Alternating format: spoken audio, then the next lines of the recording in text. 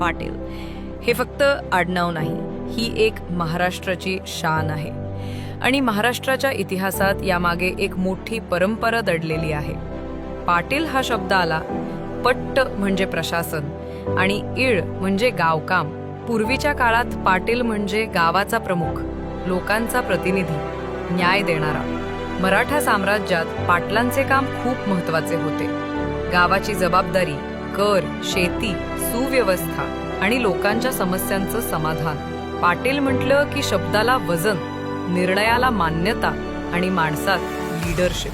आजही महाराष्ट्रातील हजारो कुटुंब पाटील आडनाव अभिमानाने वापरतात, कारण ही गोष्ट वारशाने आलेली प्रतिष्ठा आहे.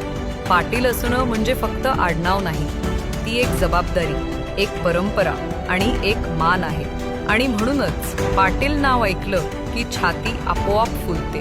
पाटील हे फक्त आडनाव नाही, पाटील नाव म्हणजे एक ब्रँड, लीडरशिप, मान आणि परंपरेचं प्रतीक. अशा गोष्टी स्वतःच पुढे जातात.